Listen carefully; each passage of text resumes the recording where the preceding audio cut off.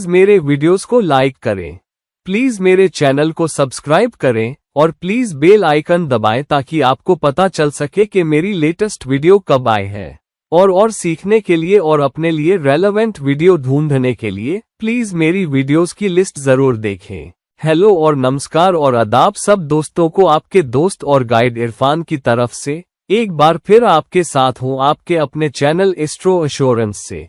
हम अपनी जिंदगी में बहुत लकी कैसे बन सकते हैं, हम बेहतर प्यार को कैसे अट्रैक्ट कर सकते हैं और हम लक को मजबूर कैसे कर सकते हैं कि वो हमारे लिए काम करे या हमारा साथ दे, खासकर उन वक्तों में जब हम दूसरों से कॉम्पीट कर रहे होते हैं। और क्या हमारी जिंदगी में ऐसा कोई वक्त भी है जब हम कॉम्पीट नहीं कर रहे होते? दिन रात रेस चलती रहती है, रिसोर्सेस के लिए, उस प्रमोशन के लिए, उस तारीफ के लिए। हम हमेशा किसी न किसी से कॉम्पीट कर रहे होते हैं।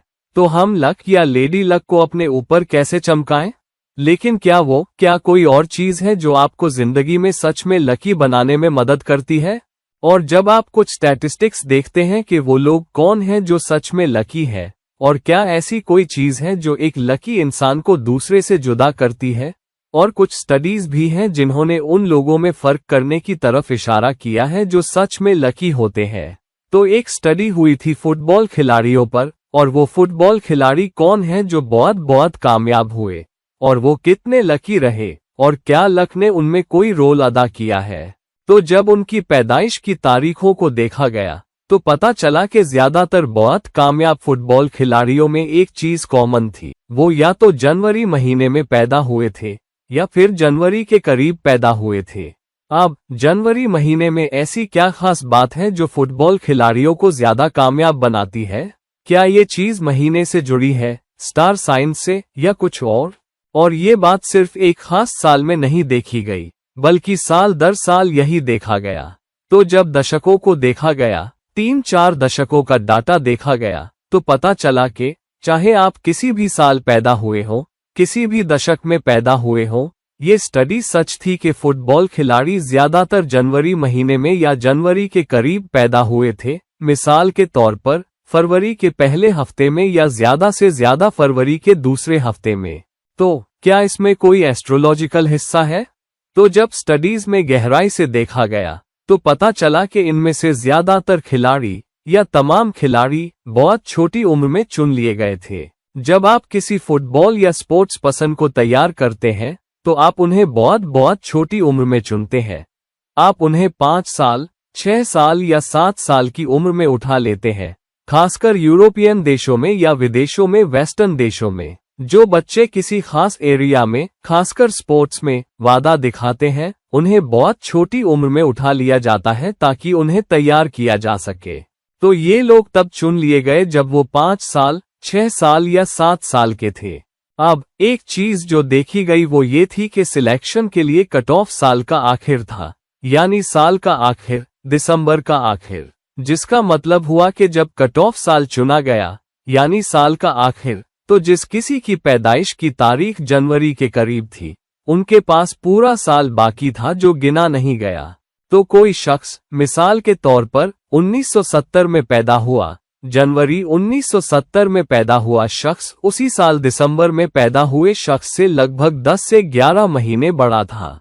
तो जब आप बहुत बड़े होते हैं तो 1-2 साल फर्क नहीं डालते, लेकिन जब आप 4 या 5 या 6 साल के होते हैं तो 10-11 महीने बहुत बड़ा रोल अदा करते हैं, जिसका मतलब हुआ कि ये बच्चे जो दूसरों से 11 से 10 महीने बड़े थे, वो थोड़ा बड़ा होने की वजह से बेहतर परफॉर्म कर पाए और उन 10-11 महीनों या कभी 6-8-9 महीने का फायदा उठाकर अपनी स्किल्स को और निखार पाए। तो जो लोग जनवरी या जनवरी के करीब पैदा हुए क्योंकि उन्होंने दूसरों से थोड़ी बेहतर स्किल्स दिखाई, वो सबसे ज्यादा चुन लिए गए। और अब वहां से शुरू होता है सिलसिला, कैसे एक चीज दूसरी चीज को जन्म देती है। अब क्योंकि ये वो लोग थे जो ज्यादा होनहार पाए गए, तो अगर 20 लोग चुने गए और उनमें से ज्यादातर लोग जनवरी के करीब पैदा हुए थे और कुछ और लोग भी चुने गए जो जून या दिसंबर या नवंबर या किसी और महीने में पैदा हुए थे, हालांकि जब सब बच्चों को चुना गया तो जो बच्चे जनवरी के करीब पैदा हुए थे उन्होंने ज्यादा वादा दिखाया और वो ज्यादा तो इन लोगों को ज्यादा मेहनत वाली प्रैक्टिस के लिए चुना गया, बेहतर कोचों से कोचिंग पाने के लिए, खास अटेंशन के लिए। तो पहली बात, वो जनवरी में पैदा हुए और उन्हें दूसरों से वो कई साल, कई महीने आगे रहने का फायदा मिला, इसलिए वो चुन लिए गए। अब क्योंकि उन्होंने थोड़ी ज्यादा होनहारी दिखाई, उन्हें बेहतर कोचों के पास भेजा गया, उन्हें खास अटेंशन दी गई, उन्हें ज्यादा जोरदार प्रैक्टिस कराई गई। क्योंकि उन्हें ज्यादा खास अटेंशन मिली, बेहतर कोच मिले, ज्यादा मेहनत वाली प्रैक्टिस मिली, वो और भी बेहतर और तेज होते गए। और बेहतर होने की वजह से और वो खास अटेंशन और खास उनकी स्किल्स भी, उन्हें टूर्नामेंट्स में भी डाला गया, फिर से बेहतर टूर्नामेंट्स में। तो जो एक्सपोजर उन्हें मिला वो भी बेहतर था, और कम उम्र में बड़े टूर्नामेंट्स में खेलने की वजह से उन्हें बेहतर एक्सपोजर मिला, वो सीढ़ी पर और तेजी से चढ़ते गए। तो जब फिर से नेशनल लेवल पर कट ऑफ देखा गया, जिन लोगों को ये सब फायदे मिले थे और क्योंकि वो अच्छा परफॉर्म कर रहे थे, उन्हें फिर से नेशनल लेवल पर भी चुन लिया गया, लीग लेवल पर भी, क्लब लेवल पर भी। तो इस तरह जो फुटबॉलर जनवरी के करीब पैदा हुए, वो ये मौके हासिल करते गए, और क्योंकि उन्हें वो मौके मिले और उन्होंने परफॉर्म किया, इसलिए वो लकी समझे गए। अब एक चीज ने दूसरी चीज को जन्म दिया। अब आप इससे दो मतलब निकाल सकते हैं। आप या तो ये मान सकते हैं कि उनके लिए लक ने रोल अदा किया, कि वो जनवरी के करीब पैदा हुए, तो लक ने उनकी जिंदगी में हिस्सा लिया, और फिर लक उनकी जिंदगी में लगातार हिस्सा लेता रहा, है ना? वो जनवरी के करीब पैदा हुए, जिसकी वजह से वो चुन लिए गए, और क्योंकि दूसरों से उनकी स्किल्स थोड़ी बेहतर थी, सिर्फ कुछ महीनों की बदौलत उन्हें बेहतर कोचों से सीखने का मौका मिला, वगैरह वगैरह। तो ये है एक पहलू, उसे हम एक तरफ रख देते हैं। अब दूसरा पहलू ये है, जब आप किसी भी फील्ड के लोगों के पास जाते हैं, फुटबॉल ही लीजिए, और आप ये जानने की कोशिश करते हैं कि ये लोग सच में कामयाब क्यों हैं, बहुत कामयाब लोगों के पास जाइए और उनसे पूछिए, क्या सिर्फ लक की वजह से आप इतना आला मुकाम हासिल कर पाए और जहां है वहां पहुंच गए? वो कहेंगे, नहीं, ये मेरी मेहनत है, ये मेरा समर्पण है, ये मेरे टीचर है, ये मेरे माँ बाप हैं जिन्होंने वो कुर्बानियां दी, जो सुबह 5 बजे उठकर मुझे स्कूल या प्रैक्टिस या जो भी करना हो ले जाने को तैयार रहे, और मेरी मेहनत, मौकों, मेरे टीचर्स, मेरे माँ बाप और बाकी सबकी मेहनत और अपने पसीने और लहू की बदौलत मैं यहाँ पहुँचा हूँ, वरना मैं यहाँ नहीं होता।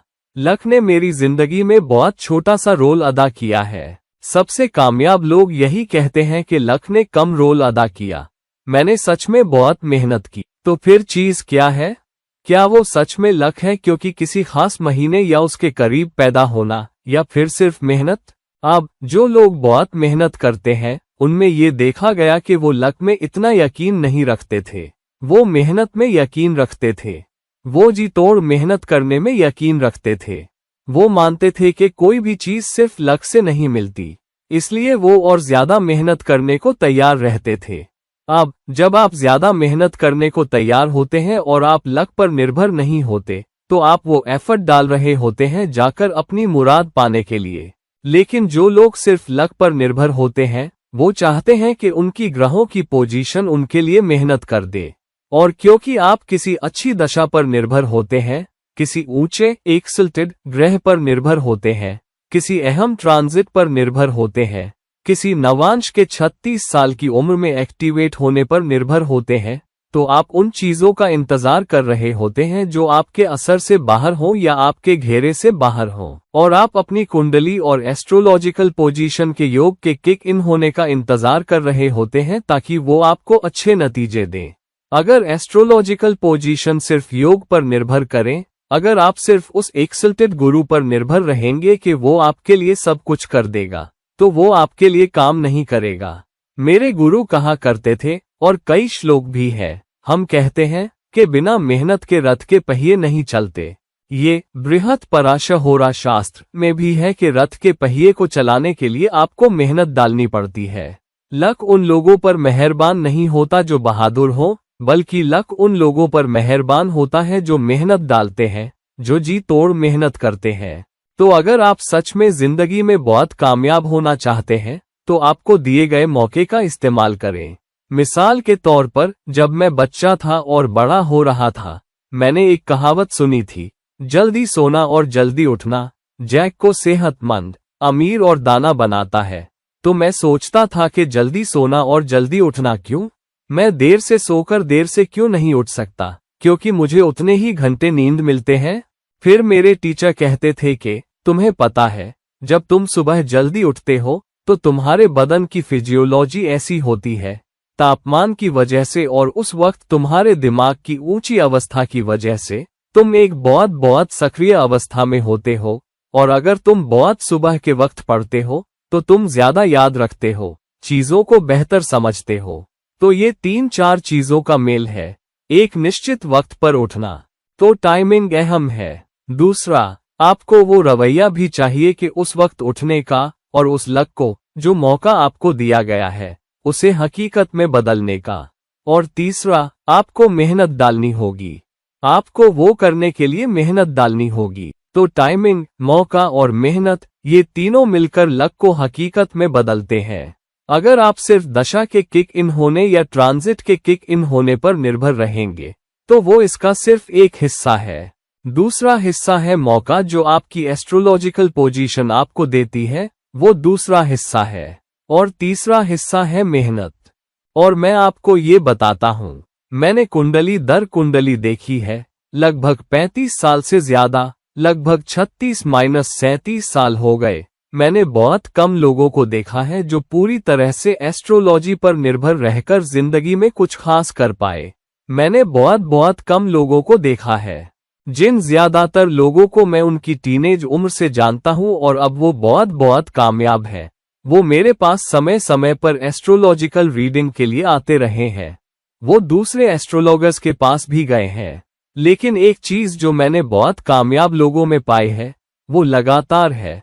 वो सब बहुत मेहनती है। जब मैं उनसे कहता हूं कि ये ट्रांजिट आपके लिए काम करेगा, ये दशा, ये योग आपके लिए जरूर क्लिक करेगा, ये आपके लिए अच्छा वक्त है, और फिर जब मैं उनसे संपर्क करने या किसी काम से या बधाई देने के लिए उन तक पहुंचने की कोशिश करता हूं, तो मैं उन्हें बहुत अपने काम में डूबा हुआ पाता हूं, बहुत मेहनत लगाते हुए। वो कभी हाथ पर हाथ धरे नहीं बैठे रहे कि दशा क्लिक करे या उनके लिए योग क्लिक करे या ट्रांजिट उनके लिए काम करे। उन्होंने कहा, ठीक है, ये एक मौका है, ये मतलब टाइमिंग सही है, लेकिन मुझे मेहनत डालनी होगी। मेरे पिताजी कहा करते थे कि एक कहानी है पारसमणि की। पारसमणि एक पत्थर है जो पुराणों में भी आया है, और इस कहानी पर कुफी फिल्में बनी है, कुछ कहानियां गढ़ी गई है कि ये पारसमणि ऐसा पत्थर है जिसे छूने से लोहा सोना हो जाता है। तो मेरे पिताजी कहते थे कि पारसमणि कोई पत्थर नहीं है, पारसमणि वो वक्त है जो आपके पास है। तो जब वक्त पका हो, जब आप जवान हो, जब आप में ऊर्जा हो, जुनून हो, वो कहते थे कि इसका भरपूर फायदा उठाओ, क्योंकि बाद में वही जुनून, वही फोकस आपकी पूरी जिंदगी आपके साथ बरकरार नहीं रह सकता। आपके पास उस ऊर्जा को लंबे अरसे तक इस्तेमाल करने के लिए कम वक्त बचता है। तो वो हमेशा कहते थे, अगर तुम जवानी में ऊर्जा और फोकस के साथ शुरू करोगे और साल दर साल लगातार उसमें लगे रहोगे, तो तुम्हारे पास अपनी मंजिल को हकीकत में बदलने के लिए बहुत सारे साल होंगे।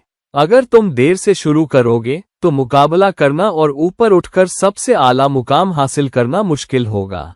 तो मेरा सुझाव किसी को भी जो ये चाहता है कि लक उसकी कुंडली से, उसके योगों से, उसके ट्रांजिट से, उसकी दशा से आए, वो ये है, मेरे दोस्तों, तुम्हें जानकर मायूसी होगी कि सिर्फ एस्ट्रोलॉजिकल पोजीशन, सिर्फ योग, सिर्फ ट्रांजिट, सिर्फ अच्छी दशा तुम्हारे लिए काम नहीं करती, जब तक कि तुम में उस वक्त को हकीकत बदलने का रवैया ना हो और तुम मेहनत भी ना डालो।